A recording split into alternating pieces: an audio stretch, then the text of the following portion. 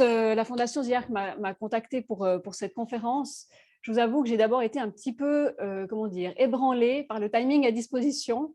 Mais je pense que n'importe quel expert qui serait ici devant se poserait ces mêmes questions. C'est comment comment parler d'un sujet aussi complexe que les réseaux sociaux en 30 minutes, 30 à 40 minutes. Allez, on m'a dit jusqu'à 40 minutes, je vais tâcher de tenir le timing. Dans tous les cas, je suis ravie de pouvoir vous accueillir ici aujourd'hui. Et puis, encore une fois, si vous avez des questions, n'hésitez pas à m'interpeller tout de suite, hein, pas forcément besoin d'attendre la fin. Je tâcherai de répéter la question pour ceux qui sont à distance. Rapidement, 2 mots sur moi. Donc, effectivement, je suis spécialiste en marketing digital, à mon compte maintenant depuis à peu près 1 année et demie, avec comme vocation de me lancer maintenant dans la formation en marketing digital, puisque c'est vrai que, on va dire, mes 15 à 20 ans d'expérience en marketing m'ont beaucoup appris et énormément sur le marketing qui évolue constamment, mais j'avais vraiment besoin de renouer avec un contact, on va dire, humain, une vraie relation humaine et non plus être seulement derrière une machine, comme on aime dire. Et voilà, je m'éclate dans ce nouveau rôle que j'ai aujourd'hui. Sans transition, on va rentrer justement dans cette question des réseaux sociaux. Disons, j'aime pas commencer à lancer un sujet comme ça sans aborder quelques chiffres qui permettent de positionner d'un point de vue vraiment concret le sujet dont on parle. Et en l'occurrence, sur les réseaux sociaux, je voulais vous montrer 2 données. Alors, je ne vais pas vous balancer 50 000 chiffres, ce n'est pas du tout l'objectif, mais 2 chiffres qui me paraissaient assez intéressants. Voilà, ça ne fonctionne plus. Voilà. Le premier, c'est des chiffres, les 2 tableaux que je vais vous montrer sont des chiffres qui sortent d'une étude qui paraît 1 fois par année, une étude de très très grande ampleur qui concerne la plupart des territoires européens. Et ce qui est surtout intéressant dans cette étude-là, c'est qu'ils consacrent une partie à segmenter les données par région et notamment pour la Suisse. Et j'aime autant vous dire que ça, c'est vraiment précieux d'avoir des données qui sont spécifiques pour la Suisse. Donc là, ce qui me paraissait assez intéressant de vous montrer ce matin, c'est finalement la proportion d'utilisation de ces plateformes de réseaux sociaux à l'orée 2022, hein, donc des chiffres plutôt très récents, qui permettent de voir où on se situe, quels sont les réseaux sociaux, enfin les médias sociaux plutôt devrais-je dire, les plus utilisés. Alors évidemment, on a WhatsApp en tête. Pas de grande surprise jusque-là, c'est plutôt une solution de messagerie, mais ça rentre dans la catégorie des médias sociaux puisqu'il y a la possibilité de publier des statuts et autres. Et droit derrière, on a Facebook et Instagram du groupe Meta. Bon, pas trop de surprises jusque-là. Ce qu'il faut noter, c'est surtout l'évolution depuis l'année passée. Donc, ce qui s'est passé, c'est qu'Instagram a nettement progressé au détriment de Facebook qui est en train de perdre un petit peu des points.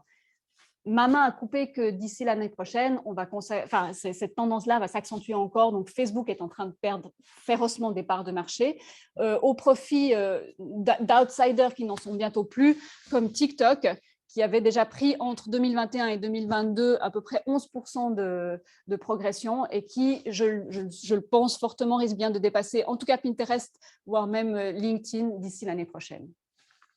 Donc, voilà un petit peu pour avoir quelques chiffres sur cet écosystème de réseaux sociaux. Quelques chiffres maintenant concernant les habitudes d'utilisation de ces réseaux sociaux, de nouveau, encore une fois, sur la population suisse. Alors, je ne vais pas commenter tous ces chiffres, hein, évidemment, ce n'est pas l'objectif aujourd'hui, mais celui qui me paraissait vraiment intéressant de souligner ici, c'est le nombre de plateformes qu'on utilise en moyenne par mois en Suisse. 5,8 plateformes différentes. Donc ça permet juste de poser en cadre, si on veut bien, le fait que finalement être présent sur les réseaux sociaux aujourd'hui, ça ne veut pas juste être dire sur Facebook et Instagram. Être présent de manière globale, étendre sa marque sur les réseaux sociaux, on ne peut plus se consacrer normalement uniquement à Facebook et Instagram. Alors, je ne suis pas en train de vous dire que vous devez, en tant qu'entreprise, être présent sur toutes les plateformes de réseaux sociaux possibles et imaginables, surtout si c'est pour le faire à moitié.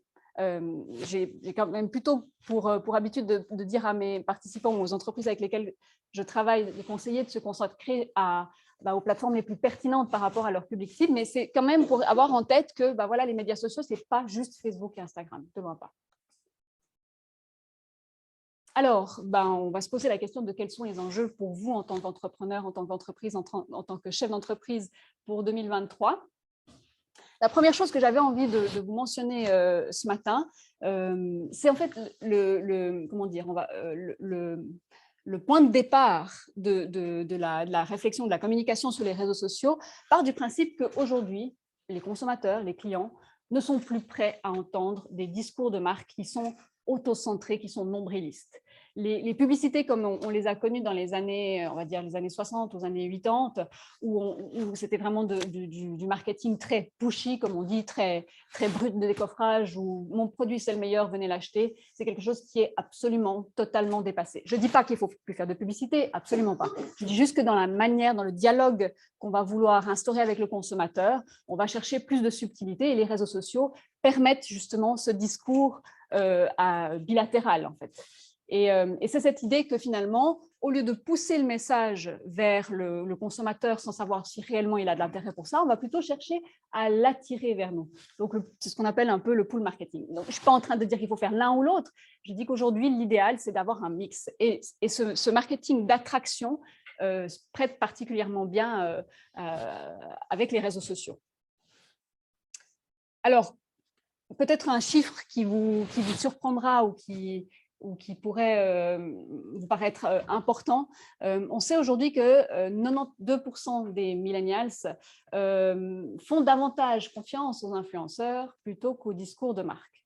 Alors comme ça paraît absolument affolant. On se dit ah, influenceurs, mais qu'est-ce qu'on va faire confiance aux influenceurs? Non, en vrai, ça a toujours existé, cette tendance-là, fondamentalement. C'est juste qu'on l'a transposée sur Internet.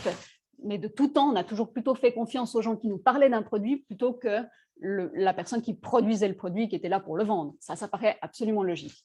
Par contre, c'est vrai qu'aujourd'hui, on a on va dire peut-être cette problématique que l'influenceur peut être rémunéré ou pas pour parler d'une marque et que ça crée une espèce de flou dans la communication par rapport à la confiance qu'on peut avoir par rapport à la marque. Mais dans tous les cas, les millennials, donc génération Y, née entre début des années 80, fin des années 90 à peu près. Donc, je pense une bonne partie d'entre vous, évidemment, ça se renforce sur les générations suivantes, hein, ce discours et ce constat-là. Finalement, ça représente quoi? Ça représente le fait qu'aujourd'hui, les consommateurs, ce qu'ils veulent, c'est qu'on leur parle de valeurs. Et qu'on leur parle de valeurs qui correspondent aux leurs, évidemment, plutôt. Hein. Ça paraît assez évident. Et puis, le consommateur, et quand je dis consommateur, c'est aussi l'internaute, hein, bien évidemment, ce qu'il veut, c'est qu'on lui parle, qu'on lui raconte des histoires. Alors, évidemment, ce serait bien que ce soit des histoires vraies, hein, mais finalement, quelque part, ils sont fous, que ce soit vrai ou que ce ne soit pas vrai. Pas dans tous les cas, mais très souvent. Et puis, ce qu'il cherche, le consommateur sur les réseaux sociaux, c'est aussi de l'inspiration. Il a envie d'avoir envie. Et donc, il faut lui donner cette envie d'avoir envie quelque part. Et c'est là que les marques ont vraiment un rôle déterminant à jouer sur les réseaux sociaux. À ce stade-là, je vous donne un exemple assez parlant, qui, j'imagine, parlera à tous. Red Bull. Red Bull, au début on va dire, des années 2000, quand ils ont commencé leur communication, ils étaient vraiment très pushy, comme je le disais tout à l'heure, avec des campagnes, des campagnes traditionnelles, hein, affichage digital et autres, à la télévision, des spots qui étaient pas forcément toujours à gros budget, mais voilà, ils étaient vraiment très, très présents avec de la publicité. Et puis, au fur et à mesure, ils ont un petit peu changé de stratégie pour s'orienter beaucoup, comme vous le savez, sur le sponsoring, notamment des événements ou des sportifs extrêmes, qualifiés d'extrêmes. À un tel point, finalement, qu'ils ont réussi un petit peu à se retrancher de la partie publicitaire, comme ils la connaissaient jusqu'à présent, et que finalement, on connaît maintenant de plus en plus Red Bull finalement comme sponsor d'événements extrêmes. Et en fait, de cette manière-là, ils ont associé leur image de Red Bull, Red Bull donne des ailes, au côté extrême, au côté dépassement de soi. Et c'est cette valeur de dépassement de soi qui résume finalement quelque part aujourd'hui leur marque et qui déploie sur les réseaux sociaux. Donc voilà un peu un exemple, mais bien sûr qu'il y en a plein d'autres, puisque la plupart des marques essaient justement maintenant de communiquer sur ces questions de valeur. Donc évidemment que vous allez me dire, mais alors avec tout ça, comment est-ce qu'on fait pour avoir une présence efficiente, cohérente, comment est-ce qu'on fait, nous, en tant que petite entreprise ou moyenne entreprise, pour être présente sur les réseaux sociaux et le faire juste. J'ai 4 conseils que je donne toujours aux entreprises quand elles commencent sur les réseaux sociaux ou même quand elles sont déjà présentes sur les réseaux sociaux pour un moment d'introspection et éventuellement remettre en question ce qui a été fait jusqu'à présent. Le premier, c'est de définir ses objectifs. Ça paraît évident quand on travaille dans le marketing, ça ne l'est pas forcément quand on n'est pas du métier, et pourtant Dieu sait que c'est le point de départ numéro 1, définir le pourquoi on va sur les réseaux sociaux. C'est quoi la finalité de la démarche? Est-ce que c'est juste être sur les réseaux sociaux pour pouvoir asseoir sa notoriété, être présent, ou est-ce que finalement on a des objectifs de vente derrière, des objectifs de contact, des objectifs de lead, d'accroissement de la communauté? Quels que soient les objectifs, vous seul savez ce que vous voulez faire sur les réseaux sociaux. Mais le fait de l'écrire à un moment donné noir sur blanc, ça permet de légitimer la démarche et d'aller jusqu'au bout de ce qu'on va vouloir mettre en place. La deuxième chose, j'ai envie de dire, c'est le corollaire de tout ça, toujours dans une démarche marketing, c'est de s'intéresser à qui on va vouloir adresser son message. Qui c'est qu'on veut toucher? C'est qui notre client idéal? Et en fait, c'est le pour qui on va faire tout ça. Et ça, Dieu sait que c'est important. Je le vois, c'est une erreur que je vois dans pratiquement 100% des accompagnements que je fais. C'est finalement, on perd cette... comment dire, dans la boussole de la démarche, on perd un petit peu le nord. C'est-à-dire qu'on se dit, oui, je vais sur les réseaux sociaux, oui, c'est pour gagner des clients. Oui, mais ton client idéal, c'est qui en vrai? À quoi il ressemble? Et comment est-ce que tu vas faire pour t'adresser à lui à travers tes réseaux sociaux?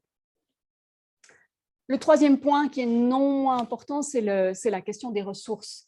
C'est-à-dire qu'être présent sur les réseaux sociaux, c'est bien, mais vouloir être présent sur 6 plateformes alors qu'on n'a même pas une personne pour s'occuper admettons, 20% de son temps de travail des réseaux sociaux, c'est utopique. Donc, à un moment donné, pour faire les bons choix, il faut aussi se poser la question de qu'est-ce qu'on a comme ressources en termes de gestion de ces réseaux sociaux, production des contenus, mais aussi en termes d'argent, puisque il va falloir certainement faire une promotion financière de ces publications, ou toute une partie, tout ou partie, voilà.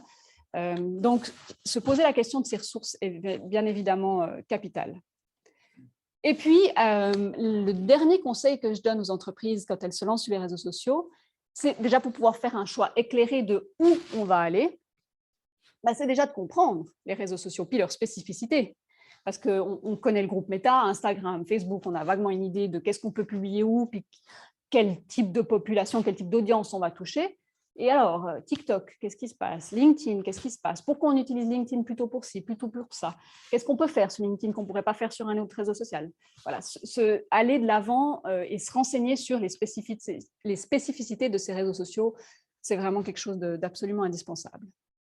Donc, une fois qu'on a un petit peu cartographié, on va dire, ces 4 éléments de base, on peut dire qu'on aura déjà une bonne vue d'ensemble de où on veut aller. Donc, on a enclenché le moteur du bateau et puis on a vaguement une idée de la destination et plus ou moins de la route qu'on va emprunter pour y arriver.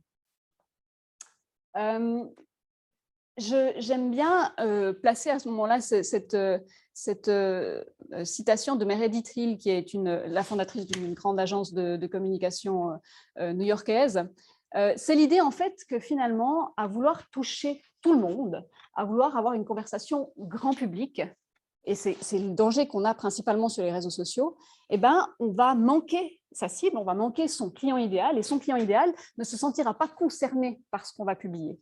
Donc, réellement, s'il y a un conseil que je vous donne qui pourrait, à mon sens, supplanter pratiquement tous les autres, ça va être vraiment de faire ce travail, d'écrire, et je vous encourage à le faire par écrit, de décrire votre client idéal à qui vous allez vous adresser au travers de vos réseaux sociaux. Parce que vraiment, sinon, vous perdez énormément d'efforts à faire des publications pour des gens qui ne seront jamais vos clients, potentiellement.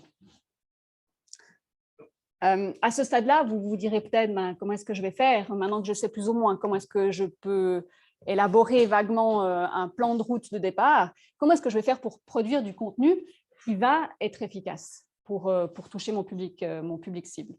Et là encore, c'est quelque chose que je vois assez fréquemment dans les accompagnements que je peux faire auprès de mes clients. Et la stratégie, comment ça se passe? Parce que c'est bien d'avoir défini des objectifs puis d'avoir défini un persona, mais ce n'est pas tout, c'est pas fini en fait pour commencer sur les réseaux sociaux. Il faut aller plus loin que ça. Et pour moi, le plus loin que ça se regroupe en 6 étapes globales qui vont faire que vous saurez exactement où vous allez sur vos réseaux sociaux. Les objectifs, on en a parlé. La cible, on vient d'en parler aussi. Il reste encore 4 étapes. C'est définir une ligne éditoriale, et ce, par réseau social. C'est-à-dire de se poser la question de comment je vais m'adresser à mon client idéal, quel ton je vais utiliser, quel genre de contenu je vais produire, des vidéos, des infographies, etc. Est-ce que je vais instaurer des rendez-vous, est-ce que je vais faire des lives, et puis ensuite même une espèce de charte graphique. Ce n'est pas parce qu'on est chez Facebook ou chez Instagram qu'on ne peut pas instaurer sa patte, c'est-à-dire des codes couleurs qu'on essaye de respecter, peut-être des typographies, si on fait des infographies, d'essayer de répéter toujours, d'utiliser les mêmes typographies qui sont en lien peut-être avec votre logo, votre charte graphique de manière globale. Voilà, ça c'est la ligne éditoriale, c'est déterminer qu'est-ce qu'on va dire, sur quel sujet on va s'exprimer et sur quelle forme on va le faire à travers les réseaux sociaux. Et on le fait pour chaque réseau social. Et puis ensuite, on va définir évidemment un calendrier. Alors ça, c'est en général l'étape qui fait grincer des dents parce qu'on dit oui, mais moi, le calendrier, j'ai pas le temps. Et puis d'ailleurs, de toute façon, moi, je sais assez ce que je vais publier. Il y aura Noël, il y aura la fête des mères, ça, je sais, il n'y a pas de souci. Sauf qu'en réalité, la problématique de ça, c'est que, 9 fois sur 10, on oublie. Donc, on arrive à l'échéance, on arrive à la veille de la fête des mères, on se dit, oh, purée, j'avais dit que je faisais un post pour la fête des mères. Et ouais, bon, alors qu'est-ce que j'avais fait l'année passée? Et voilà. Et en général, c'est ni créatif, ni efficace parce qu'il n'y a pas de réflexion derrière.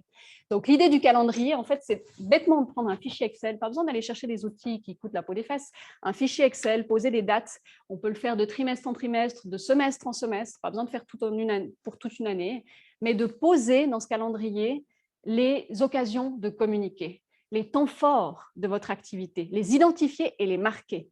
Et ce calendrier, ensuite, il n'y a pas besoin de pouvoir noter 6 mois à l'avance tous les posts que vous allez faire, mais au moins identifier tous les temps forts et déjà mener une réflexion sur comment vous allez vous exprimer sur ces temps forts, comment vous allez capitaliser dessus pour pouvoir communiquer auprès de votre communauté, pour pouvoir créer un échange ou une occasion de faire une offre, enfin peu importe. Donc ça, c'est un petit peu cette idée d'anticiper. Et ça permet aussi justement dans cette idée d'anticiper de pouvoir mettre à profit les temps un peu plus calmes dans l'entreprise pour pouvoir se pencher sur la production et produire un petit peu de manière anticipée les contenus à venir dans l'année. Il y a encore 2 étapes pour finaliser cette stratégie de contenu. Évidemment, c'est d'effectuer une veille. Alors, veille concurrentielle en allant suivre un peu ce que font vos concurrents, mais surtout, veille de votre propre e-réputation. Donc, allez vous abonner à vos hashtags. Je mets ma main à couper que la plupart des entreprises ici... Ah, j'ai presque plus de batterie sur le... Non, il met une alerte qu'il n'y a plus de batterie. Oui, là, c'est nouveau connecté. Je crois que c'est bon, là. Donc, une veille concurrentielle. Et puis, je disais une veille de votre e-réputation. Et je mets ma main à couper que la plupart d'entre vous ne pensent pas ou n'ont peut-être pas pensé à s'abonner à leur propre hashtag. La conséquence de ça, c'est que si vous ne vous abonnez pas à vos propres hashtags, vous n'êtes pas informé quand quelqu'un l'utilise parce que ce n'est pas votre propriété. Donc, si vous voulez suivre du contenu, que ce soit lié à votre hashtag ou à un autre hashtag qui vous intéresse, eh bien, il faut aller faire cette recherche puis vous abonner à ce hashtag. Sinon, vous ne voyez pas ce qui se dit à ce sujet-là. Donc, faites une veille, bien évidemment. Et puis, la dernière étape, qui n'est pas forcément la moins importante de tout le dispositif, c'est de suivre les performances. Parce que c'est bien beau de faire des publications, de faire des vidéos, de faire des reels, de faire des posts, des infographies, etc. Mais si derrière, vous n'allez pas monitorer le succès de ces différents contenus, le taux d'engagement, les commentaires, les repartages, etc. C'est difficile après, par la suite, de s'aiguiller et de s'orienter pour savoir qu'est-ce qui fonctionne le mieux, puis qu'est-ce qu'on va pouvoir continuer de produire, vers où, de nouveau, on va focaliser ces efforts. Donc, bien penser à aller suivre les performances. Un élément qui est évidemment très intéressant et très important en tant qu'entreprise quand on est présente sur les réseaux sociaux, c'est finalement le contenu généré par les utilisateurs, en général plutôt par vos clients, pas toujours, ce n'est pas forcément vos clients, mais en général c'est quand même le cas. Vos clients qui vont parler de vous, qui vont publier du contenu sur les réseaux sociaux en vous mentionnant et qui deviennent, à ce titre-là, quelque part, des ambassadeurs de votre marque. Et alors ça, mais ça c'est le Graal. C'est-à-dire que c'est vos clients qui produisent vos contenus, puis en plus de ça, ils le font en publiant ça auprès de leur communauté, donc ils vous font de la pub, et tout ça gratuitement. Et j'ai envie de dire, alléluia. Le principe de ça, finalement, c'est que ça va vous permettre d'améliorer votre image. Votre communauté va se charger de travailler et d'améliorer votre image. Parce que finalement, le bouche à oreille, ça reste et ça restera toujours la meilleure publicité possible. À garder en tête, en revanche, que ce que vos clients ou ce que ces ambassadeurs vont publier, ce sera toujours lié à une expérience et un mode de vie. On ne partage pas sur les réseaux sociaux une marque, admettons une photo d'une canette Red Bull, j'adore le Red Bull, c'est trop fort. Non, les gens ne vont pas publier ça. Par contre, ils vont publier le Red Bull dans un contexte particulier, sportif, en lien avec les valeurs de la marque, dont les valeurs ressurgiront sur eux et qui permettra de les valoriser auprès de leur propre communauté. Mais c'est vraiment ça l'idée, c'est qu'on ne partage pas une marque, on partage un mode de vie ou une expérience, le lifestyle, qui va permettre de valoriser sa propre image de soi. Donc, à vous d'imaginer comment vous pourriez faire en sorte que vos clients aient envie de partager des contenus à votre sujet qui leur permettent de jouer sur cette carte de l'expérience ou du mode de vie. Alors, peut-être quelques pistes pour vous aider à mettre ça en pratique. La première chose, c'est tout simplement d'encourager vos clients à partager du contenu à votre sujet. Dites-le leur.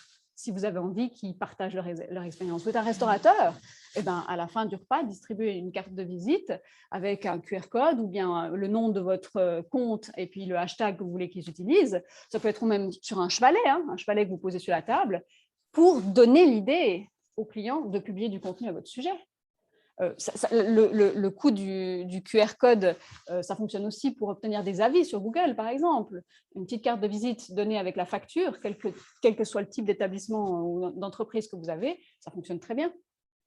Et puis, bien sûr, pensez à communiquer visiblement vos hashtags. Si vous avez basé votre stratégie sur un hashtag particulier, il faut que les gens le connaissent parce que Dieu sait si des fois, on voit des hashtags qui sont très alambiqués, très compliqués, que les utilisateurs n'ont pas l'idée d'aller utiliser.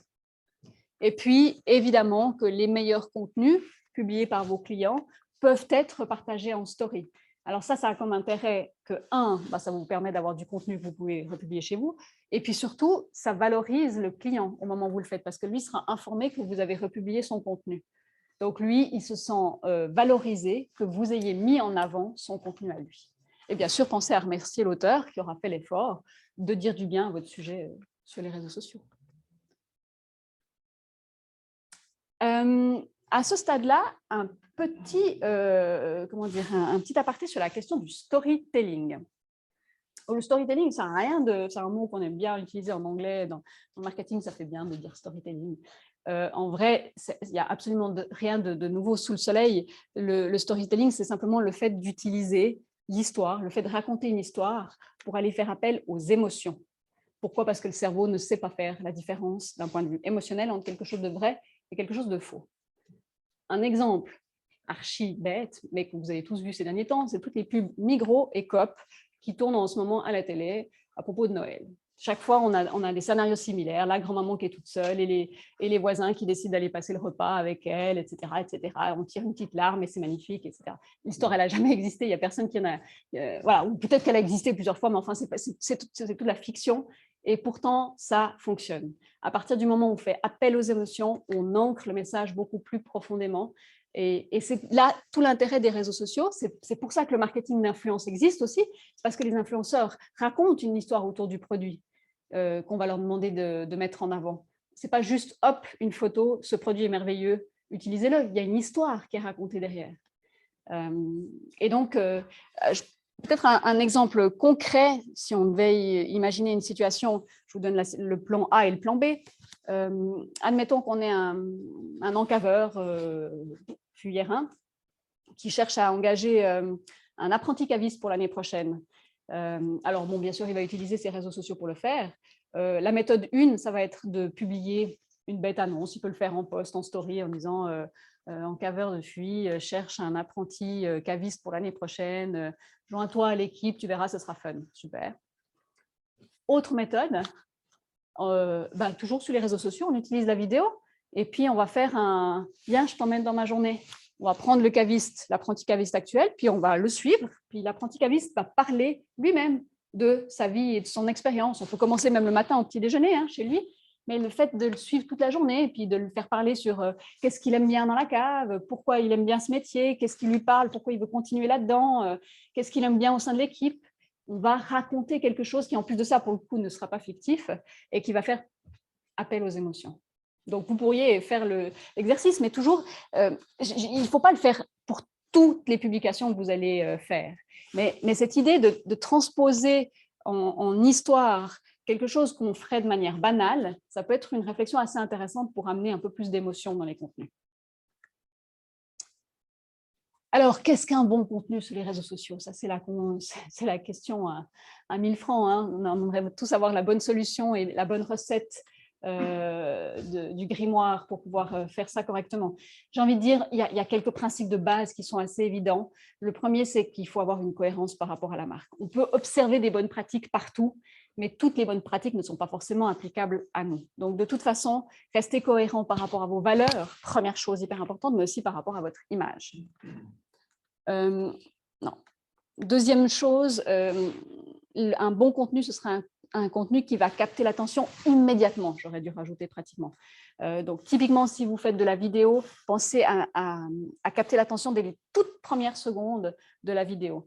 Idem pour les posts, si vous faites des carousels ou des choses comme ça, soignez vraiment la première chose qu'on va voir, parce que c'est ça qui va déterminer si la personne s'arrête sur ce contenu ou pas. Et évidemment que la question de savoir si cette personne s'arrête ou non va consulter le reste du carrousel, ça va avoir pas seulement un impact sur votre client idéal qui va le regarder ou pas, mais aussi sur l'algorithme. Plus vous aurez des gens qui vont consulter vos contenus, et si possible jusqu'au bout, et bien sûr s'engager avec, ça va de soi, plus vos contenus futurs seront visibles et seront exposés. Un bon contenu, ça se doit aussi d'avoir une description, et Dieu sait que ça c'est quelque chose qu'on a trop tendance à sous-estimer. Une description en termes de contenu, elle a une grosse valeur en termes de référencement. On croit toujours que le référencement c'est Google, sauf que le référencement ça a aussi son importance sur les réseaux de recherche. Pourquoi? Parce que de plus en plus de gens utilisent la fonctionnalité de recherche au sein des réseaux sociaux pour découvrir des nouveaux contenus sur des sujets donnés. Donc, plus vous allez soigner cette description en lui donnant du corps, vraiment, enfin, c'est un exercice de français, de vocabulaire, en utilisant un vocabulaire soigné, plus vous aurez de chances de gagner en visibilité, en fait, au niveau de ces contenus. Et puis, bien sûr, ça fait le lien avec ça, c'est le hashtag, enfin, les hashtags. Les hashtags qui sont toujours aussi importants, toujours dans cette question de référencement. Alors, 3, 5, 20, 30, c'est pas ça la question. La question, c'est surtout de choisir, d'éviter d'utiliser toujours les mêmes hashtags dans tous les contenus que vous faites. Certainement, vous en aurez quelques-uns qui vont revenir, qui seront répétitifs parce que ce seront des mots-clés très, très liés à votre activité. Mais le plus important, ce sera surtout d'avoir des hashtags qui auront du sens par rapport à ce que vous êtes en train de publier. Et puis, la troisième chose, ce sera d'avoir des contenus qui vont susciter l'engagement, qui vont donner envie de s'engager. Donc, l'engagement, c'est quoi? C'est par exemple le fait de liker, le fait de commenter, le fait de partager, le fait d'enregistrer, etc., etc. Et ça, du coup, souvent, on sous-estime peut-être l'intérêt de simplement le dire à l'utilisateur. Ça t'a plu ce que je t'ai écrit là, ce que j'ai écrit là, n'hésite pas à le partager. Ou bien dis-moi en commentaire ce que tu en as pensé. Les concours fonctionnent exactement sur ce mode opératoire-là. Alors, pourquoi c'est important l'engagement? Ce n'est pas forcément parce qu'on veut une communauté qui donne son avis, quelque part, on ne va pas se mentir, on s'en fiche un petit peu dans certains cas. Par contre, ça a un impact sur l'algorithme et donc respectivement sur la portée de vos publications derrière. Plus vous aurez de l'engagement, plus vous aurez de portée, donc portée organique, portée gratuite de vos contenus. S'agissant de la portée, justement, est-ce qu'on en parle de la portée sur Facebook? Ceux qui publient un petit peu sur Facebook s'en seront peut-être rendus compte, hein, depuis 2012, on a assisté à ce qu'on appelle une dégringolade de la portée organique, de la portée naturelle, c'est-à-dire de la visibilité organique des contenus qu'on publiait sur les pages. Pourquoi? Alors, la raison officielle de Facebook, qui tient la route, hein, mais qui n'est, à mon avis, pas la seule, évidemment, c'est qu'il y avait trop de contenu et au bout d'un moment, il fallait sélectionner les contenus qu'on pouvait effectivement afficher, sinon les utilisateurs se seraient désintéressés de Facebook. Voilà, première option. Deuxième option, le groupe Meta avait des objectifs financiers liés à du déploiement publicitaire. Et donc, du coup, c'était une bonne occasion pour inciter les entrepreneurs, les PME, à passer à la caisse pour pouvoir faire en sorte que leur publication ait une visibilité garantie. Donc, réellement, ce qui se passe, c'est ça. C'est qu'aujourd'hui, si vous publiez un post de manière organique, vous avez une portée estimée, donc le pourcentage de votre communauté que vous allez toucher, juste en organique, d'entre 5 et 7%. C'est ridicule, ridiculement bas. Là, je parle de Facebook. Hein. Donc, qu'est-ce qu'il faut faire pour gagner en visibilité? Il faut passer à la caisse et faire des publications ou sponsoriser ces publications pour les rendre plus visibles. Juste pour donner un ordre, un petit chiffre comme ça qui fait du bien, Facebook se rémunère à hauteur de 80 à 85% grâce à la publicité. Autant dire que pour eux, c'était absolument obligatoire de passer par cette case publicitaire pour pouvoir engranger des revenus. Donc voilà, ça veut dire que là, je diabolise un petit peu le groupe Meta et ce n'est pas forcément l'objectif au départ, mais c'est pour vous dire qu'aujourd'hui, penser pouvoir développer une activité ou développer une visibilité ou une notoriété sur les réseaux sociaux uniquement grâce à des contenus organiques, donc des contenus gratuits, c'est illusoire. Aujourd'hui, c'est difficile, c'est pratiquement impossible de se passer de la publicité, surtout dans une phase de démarrage. Et dans tous les cas d'expérience, je peux vous dire que les outils publicitaires du groupe Meta sont plutôt très puissants et surtout pour des communications sur des offres, des nouveaux produits ou des choses très spécifiques comme ça. On a des retours et une efficacité qui est généralement très intéressante. Donc, au-delà du fait qu'effectivement, on préférait ne pas devoir payer pour pouvoir assurer une présence idéale, sachez quand même que la publicité reste un super levier de visibilité. Le dernier point sur lequel je voulais m'attarder ce matin, c'est sur la question de la présence sur les réseaux sociaux pour un chef d'entreprise ou un cadre d'entreprise par rapport à son activité professionnelle. On s'est tous, je pense, posé la question à un moment donné de se dire comment est-ce que je vais m'exprimer sur les réseaux sociaux, sur quel réseau social je vais parler de mon job. En général, quand on se pose cette question, on se dit « oh oui, LinkedIn, ce sera très bien ». Et on s'arrête là, en fait. Sauf que ce n'est pas tout à fait, c'est pas toujours cohérent en tout cas. Donc, la première chose que je pourrais vous encourager à faire pour pouvoir en fait arriver à déployer votre marque en tant que chef d'entreprise, c'est de la définir, cette marque, mais déjà en tant qu'individu. Donc, cette marque, elle va être un peu la zone de joint, enfin, la zone commune entre, d'une part, vos valeurs professionnelles, hein, on s'entend, quoique ça peut être aussi des valeurs liées à votre vie privée, hein, et puis surtout votre zone d'expertise ou votre cœur de métier. Et la zone qu'on aura là au milieu va représenter quelque part la marque sur laquelle vous allez pouvoir vous exprimer sur les réseaux sociaux en tant que chef d'entreprise. Alors, je vais dire qu'il y aura 4 bonnes pratiques, si on veut résumer la manière de le faire concrètement sur les réseaux sociaux pour le faire de manière optimale. La première bonne pratique que je vous conseillerais d'adopter, ce serait de commencer par votre réseau social préféré. On aura souvent tendance à se dire, oui, LinkedIn, c'est le réseau social professionnel. Allez, je fonce là-dessus pour asseoir ma marque en tant que chef d'entreprise, parce que c'est là que je vais faire des contacts professionnels, etc. Je ne dis pas que c'est faux, hein, au contraire, c'est le réseau professionnel par définition, c'est une bonne chose. Mais ça ne suffira certainement pas pour toucher probablement une autre frange de la population qui ne serait pas dans cette recherche professionnelle, on va dire. Et pour ça, choisissez votre réseau social où vous êtes le plus à l'aise pour vous exprimer, vraiment. pensez à cette idée d'être à l'aise pour s'exprimer.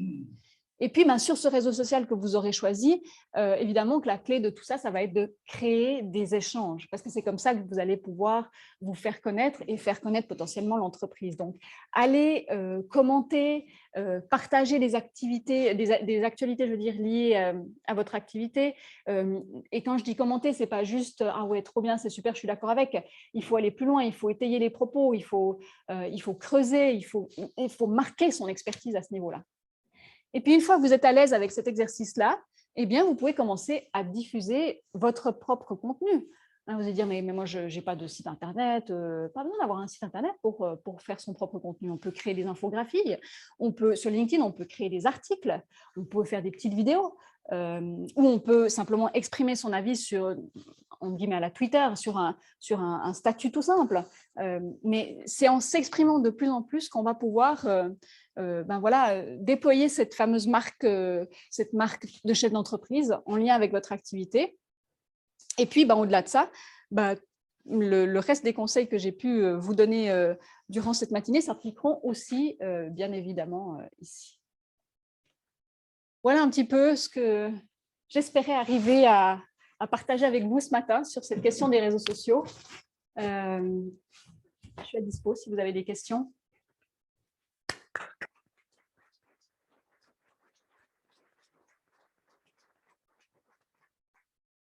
Merci Noélie pour cette présentation très pratique et malgré le challenge du temps, c'était bien réussi et c'est resté effectivement très pratique. Il y a des questions en ligne, je vais prendre ensuite aussi des questions dans la salle. Une question de Joseph qui nous demande qui peut aider à mettre en place une communication réseaux sociaux pour la rédaction de contenu. Alors, à part vous, bien sûr. Évidemment. Il y a de plus en plus d'agences qui se développent sur cette question-là. C'est vrai que jusqu'à il y a peu, on va dire que le terrain des réseaux sociaux, c'était resté quelque chose d'un petit peu, comment dire, dans lequel les agences n'avaient pas trop osé aller jusque-là. Pourquoi? Pour des raisons essentiellement de business model. Pas évident de trouver la bonne solution pour accompagner les entreprises. Et c'est vrai que je reconnais qu'il y a un gros besoin du point de vue des TPE ou des PME pour ce genre de choses. Donc, je pense qu'il y a des agences qui peuvent largement aider pour ça.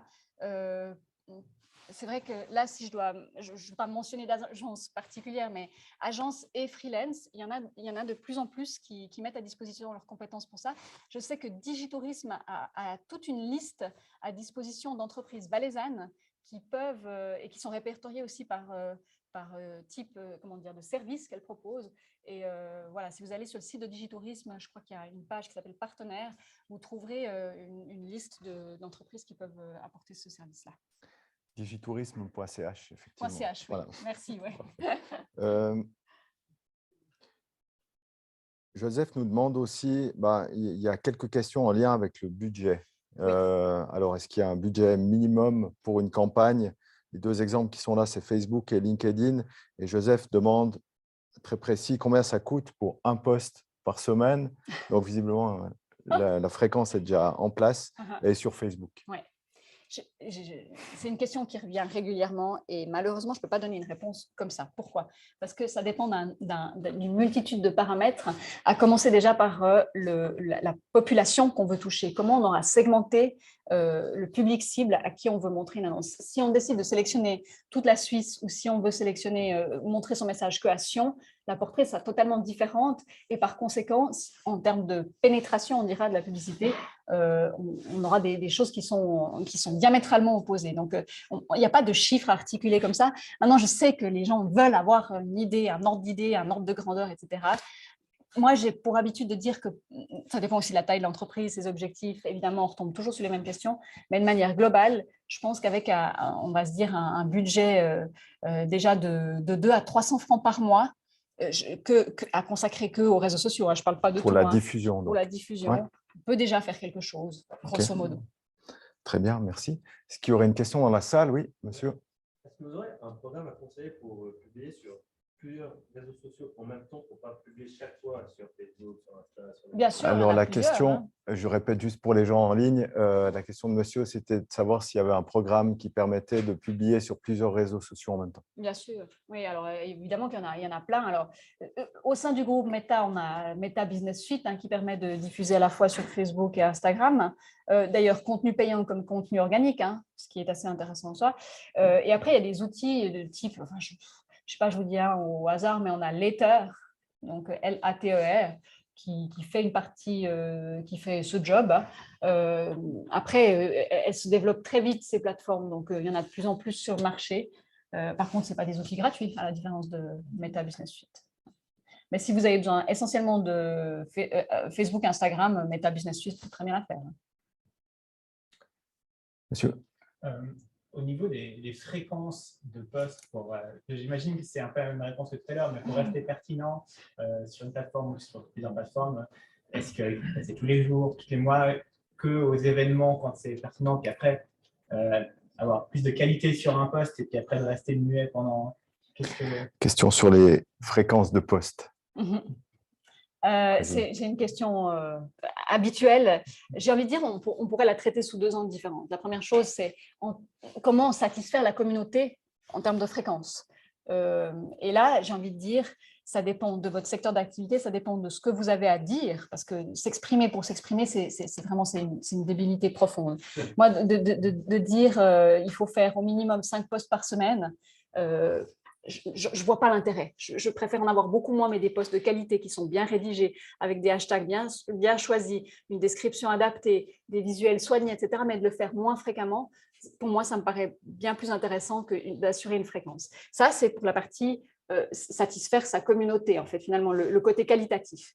Après, là où on peut avoir parfois d'autres chiffres qui sont énoncés, c'est pour satisfaire l'algorithme et respectivement cette question de la visibilité en fait des contenus. Et là, évidemment, on rentre dans des choses très chiffrées où effectivement, on va dire, pour satisfaire l'algorithme d'Instagram, par exemple, plus on aura de fréquence de publication, plus on aura, on va améliorer son score en termes d'algorithme. Plus on variera les formats, de faire des reels, de faire des stories, etc., plus on aura de chances d'améliorer son score, mais qui n'est pas connu. On ne sait pas qu'est-ce qui influence réellement le score, mais on estime que ça va avoir une influence. Mais mon sentiment à moi, si vous voulez, mon opinion sur la question, surtout à une échelle de TPE ou de PME, ce qui me paraît essentiel, c'est juste de faire en sorte d'avoir de la qualité. Donc, la fréquence, elle est pas si importante que ça. C'est juste de se dire, quand même de se mettre une discipline, au moins de le faire de temps en temps. Je veux dire, je pense qu'un post par mois, ça devrait être jouable, sinon on perd en crédibilité, ça c'est l'autre risque. 2 posts par mois, je pense que ça paraît être pas mal. Se mettre à la story, c'est une bonne idée parce que les stories, ça demande beaucoup moins de réflexion, c'est beaucoup plus instinctif, beaucoup plus intuitif, ça demande beaucoup moins de réflexion, il n'y a pas la description à faire, les hashtags, on s'en fiche, enfin, on met un filtre, on met un petit gif et puis c'est bon. Ça, on peut essayer de se dire qu'on peut le faire de manière un peu plus fréquente. Et puis des reels, il faut essayer, c'est rigolo. Les reels, les vidéos. Je prends juste une question en ligne encore de Peggy qui, elle, a visiblement un commerce de niche, comme elle dit, c'est un artisanat d'art. Elle se demande si c'est pertinent de faire une publicité, une campagne de publicité, si c'est aussi pertinent de faire ça que pour une grande marque un peu plus connue. Bien sûr, bien sûr. Mais alors, 1000 fois, bien sûr. Il y a pas, la publicité n'est pas… Mais surtout, mais enlevez-vous ça de la tête alors, si c'est quelque chose que vous pourriez avoir à l'esprit. Il n'y a pas de taille minimum d'entreprise pour faire la publicité. Au contraire, j'aurais envie de dire, c'est là où vous aurez les meilleurs succès. Et ça, je vous parle d'expérience, je ne vous parle pas de chiffres.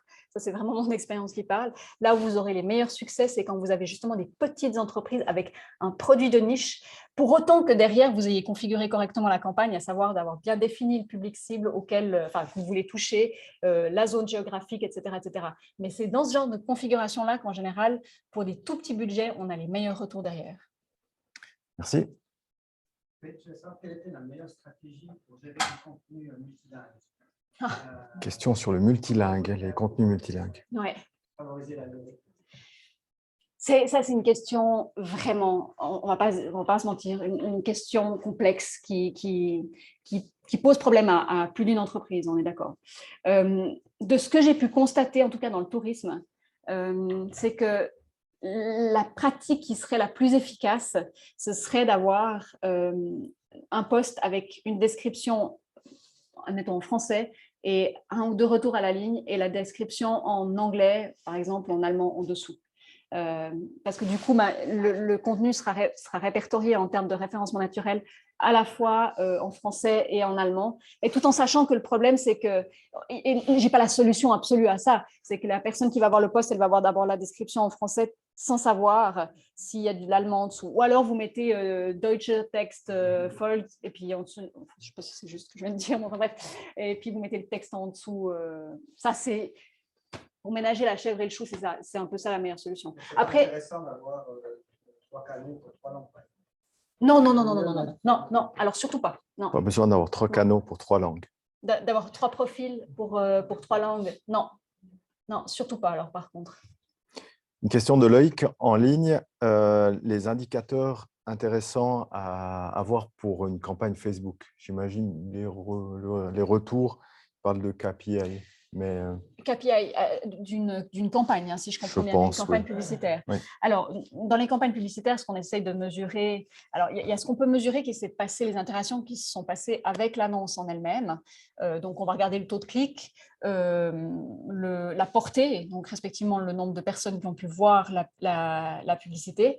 Et puis, ce qui est intéressant derrière, ça pourrait être aussi les commentaires, les repartages et ce genre de choses, enfin, tout ce qui est engagement avec le post en lui-même. Ce qui est surtout hyper intéressant d'aller suivre derrière, mais pour ça nécessite d'avoir mis en place un système de tracking, c'est de suivre les conversions qui auront eu lieu sur le site web derrière. C'est-à-dire, depuis la publication, le nombre de personnes qui ont cliqué sur l'annonce, qu'est-ce qu'elles ont fait ensuite sur le site web? Est-ce qu'elles ont acheté quelque chose? Est-ce qu'elles ont rempli un formulaire? Et quelle proportion de ces utilisateurs-là ont effectué quelque chose sur le site web? Ça, on va dire, en termes de suivi de KPI, c'est un peu le Graal, c'est de mesurer la conversion sur le site web. Merci. Oui. J'ai l'impression que de plus en plus de petites, même plus moyennes entreprises qui ont quand même des budgets, boostent chaque publication organique qu'ils font. Bonne idée. Question sur les boosts. Booster systématiquement? Oui. Justement, comme l'algorithme, de plus en plus, on n'a plus de visibilité. Du coup, c'est assez facile de dire je booste. Ça me coûte 5 francs. Et puis... je booste mes posts Facebook. Du coup, ouais. Alors, de la pratique, est-ce qu'on peut revenir en arrière ou est-ce qu'on faudrait le faire? Et on peut, il n'y a rien qui nous empêche de revenir en arrière. Moi, ce qui m'inquiéterait plutôt dans l'idée de booster systématiquement tous les contenus, c'est que quelque part, tous les contenus ne sont pas indispensables à être boostés. Une page Facebook, par exemple, un profil Facebook, il sert aussi à donner de l'information sur la vie de l'entreprise. Par exemple, donner ce côté un peu coulisses, des contenus un peu plus, j'allais dire futile, c'est pas futile, pardon, c'est absolument pas futile, mais c'est des contenus qui sont pas commerciaux, voilà. Les contenus qui ne sont pas commerciaux, je ne suis pas persuadée que ça vaille la peine de les booster, ni forcément que ça fasse du sens. Pour moi, un boost, on doit pouvoir mesurer son efficacité. Ça peut être au moyen des conversions, un suivi de conversion derrière, ou alors, si c'est pour gagner de l'audience, accroître sa communauté, mesurer combien de personnes, combien de nouveaux followers on a gagné. Mais si c'est juste booster pour avoir de la visibilité sans avoir d'objectif derrière, pour moi, non, c'est pas logique, c'est pas intéressant. Je préfère qu'on garde ce budget pour pouvoir le rajouter sur des boosts commerciaux bien calculés, bien montés, bien sentis. Madame? On entend qu'Instagram est en train de gagner du terrain. Quelle est la cible d'Instagram? Question sur la cible d'Instagram. Un réseau qui est justement très large, tant en termes d'âge de personnes. Et quel type de contenu est-ce que vous conseilleriez de pousser sur Instagram plutôt que sur Facebook? Alors, effectivement, on a des audiences qui sont un peu différentes entre Facebook et Instagram. Encore que, c'était très vrai il y a 5 ou 6 ans en arrière, et qu'en fait, ce qu'on constate, c'est que du fait que Instagram a été racheté par le groupe Meta, on a une espèce de merging, je ne sais pas comment on dit, je sais plus, enfin de Regroupement. Convergence ou comment? Regroupement, Ouais. voilà, exactement, un petit peu des audiences, qui fait que les utilisateurs de Facebook sont venus sur Instagram grâce au rachat, et puis que bon, les utilisateurs d'Instagram ne sont pas forcément venus sur Facebook. Mais bon, grosso modo, on a une espèce de duplicata d'une partie des utilisateurs qui sont présents sur les deux plateformes. Ce qui change fondamentalement, à part l'audience qui est assez similaire, c'est surtout la manière de présenter les contenus et le type, enfin les attentes ou les besoins des utilisateurs quand ils vont sur ces plateformes. Je vais donner deux qualificatifs distincts pour donner un ordre d'idée. Facebook, ça va être plutôt le réseau social pour tout ce qui est informatif. Les horaires d'ouverture, le nouveau menu, le nouveau catalogue qui est un nouveau produit, une offre particulière, un événement spécial, voilà, des choses pratico-pratiques. Sur Instagram, comme je disais tout à l'heure, c'est le réseau social où on vient pour avoir envie d'avoir envie. On est sur ce côté inspirationnel, informationnel, inspirationnel. Donc, Instagram, c'est la place pour les belles photos, les belles images. On doit donner envie d'avoir envie. On doit donner envie d'acheter, en fait. Ça rappelle une chanson, tout ça, non? Oui. Ouais. J'ai vu qu'il y avait d'autres questions encore dans la salle. Oui, madame. Plus fort. Question par rapport à votre présentation des chiffres clés que vous aviez donnés au début, par rapport au pourcentage d'utilisation des réseaux sociaux. Est-ce que vous savez sur quel échantillon de la population il y a des... Non. Question sur les échantillons. Aucune idée. Il faudrait aller consulter le rapport, mais je pourrais vous envoyer le lien du rapport si ça vous intéresse pour aller creuser dedans, mais comme ça, non, j'ai aucune idée de l'échantillon. Madame.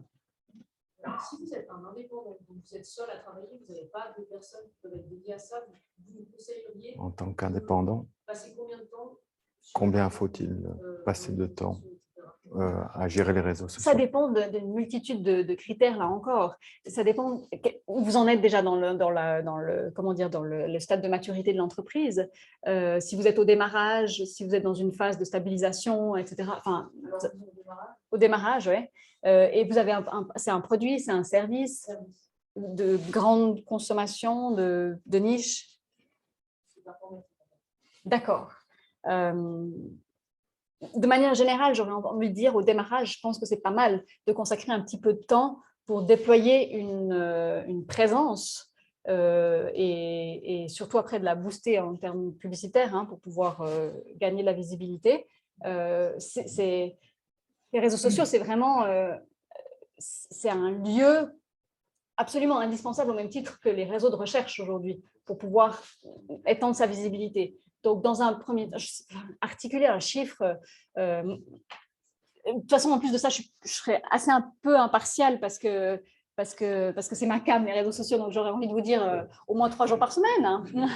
Mais non, mais grosso modo, je pense que...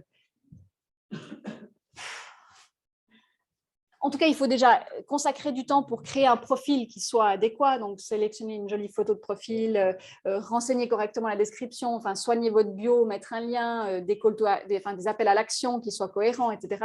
Et puis, consacrer du temps justement à cette stratégie de présence. Ça, c'est clair, ça prend du temps.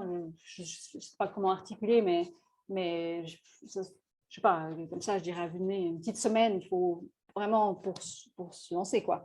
Et puis après, en termes de production de contenu, vous pouvez, la même idée qu'on peut batch cooker, c'est-à-dire à l'avance préparer plein d'ingrédients, puis ensuite diffuser, vous pouvez vous consacrer, je dis, je sais pas, une journée ou 2 jours par mois où vous allez à fond dessus, ou une journée par mois, je ne sais pas ce que vous avez à disposition, puis vous allez à fond dessus, puis là, vous pré-préparez vos contenus pour tout le mois en cours. Mais oui, enfin... moi, je pense que comme ça, en tout cas, 1 journée à 2 jours par mois, juste pour la production des contenus. Après, il faut continuer d'interagir, répondre aux commentaires. Et puis, produire du contenu, c'est bien, mais surtout pour se faire connaître, il faut aller interagir avec des contenus voilà, du même domaine. On va prendre une dernière question vu que le temps avance. 2 alors, ok. 2. Est-ce qu'on vous n'avez pas parlé de critères Oui. Une question sur Twitter. Est-ce que ça vaut la peine de quand même Est-ce avoir que une présence sur ça vaut la Twitter peine d'avoir une présence sur ce réseau? Sachant que… C'est du B2B. c'est- D'accord. Pour du B2B sur Twitter. Alors, bon, je n'ai pas les chiffres là en tête, mais ce que je peux vous dire, c'est que Twitter, c'est un réseau social qui n'a jamais pris en Suisse, qui n'a jamais vraiment pris. C'est le mal-aimé de la sphère, de l'écosystème des réseaux sociaux en Suisse. Alors là, je vous donne la réponse pour la Suisse. Honnêtement, mon sentiment, c'est que Twitter, bon déjà, étant donné sa situation actuelle, ce n'est pas le réseau social le plus bankable du moment. Et puis, accessoirement, comme je vous dis, en Suisse, je ne sais pas si on peut remettre peut-être juste les chiffres. Ah, pardon, oui. Si on peut remettre peut-être les chiffres du début, mais vous verrez que c'est vraiment, c'est un peu le mal-aimé des réseaux sociaux. Voilà, il n'a pas trouvé son public en Suisse. Par contre, si votre public cible est français, par exemple, pour l'essentiel, voilà, là, j'aurais peut-être pas le même discours. Ouais. Oui. Ouais, une dernière question. Est-ce qu'il y a un influenceur ou une influenceuse qui, à votre avis, a fait du bon boulot et qui est admirable et que vous trouvez bien, et un ou une qui fait vraiment n'importe quoi avec ses Une question. Question pour savoir pour la délation, comptez pas trop sur moi. qui sont les bons influenceurs. Alors, des bons influenceurs, bien sûr, il y en a beaucoup, sincèrement, et en Valais particulièrement. Alors ça, je peux mentionner. Évidemment, je connais plus le côté, on va dire, accueil touristique, notamment de par l'essentiel des clients que je peux avoir. Mais par exemple, il y a une blogueuse, enfin qui a un blog, mais qui est aussi bien présente sur les réseaux sociaux, qui s'appelle, alors je ne sais plus comment c'est son prénom, mais son compte, c'est Ça valait le détour. J'imagine que, voilà, je vois des sourires, donc vous voyez de qui je parle. C'est quelqu'un qui fait son job de manière consciencieuse et qui a une vraie ligne éditoriale, c'est-à-dire qu'elle n'est pas partie dans du fashion, beauty, des trucs comme ça. Elle se définit comme une épicurienne et elle a gardé sa ligne directrice depuis le début. C'est ce qu'on recherche. Après, voilà, je vous donne un nom. Ce que je peux vous dire, c'est que si vous devez travailler, si vous avez envie de travailler avec un influenceur, la première chose que je vous conseillerais de faire, c'est vraiment d'étudier attentivement le profil. Et quand je dis étudier le profil, c'est où vous avez le droit d'exiger des chiffres de la part de ces influenceurs, de leur demander une fiche sur laquelle elle va vous donner des informations sur son audience, sur sa ligne éditoriale, sur le type de contenu qu'elle produit, etc., etc., pour vous faire une idée de vraiment si ça correspond en termes de valeur, hein, toujours, à ce que vous voulez promouvoir. Et puis, deuxième conseil que je vous donnerai absolument, c'est déterminer un cadre le plus précis possible de ce que vous attendez de sa part et de la contrepartie, bien évidemment. Parce que là, j'ai eu un nombre d'échos de participants aussi affolant de mésententes qu'il y a eu par rapport à la contrepartie, notamment dû au fait qu'on n'aurait pas précisé le nombre de stories qui étaient attendues, le nombre de posts qui étaient attendus, combien d'éléments dans le carrousel, ce genre de choses. Et ça crée des tensions. Et voilà. Alors, Twitter à 100%, il y a personne qui parlait avant de start-up en informatique. Google My Business, vous pouvez faire une fiche nickel de ça. Souvent, on l'oublie trop. C'est juste. C'est juste. Voilà.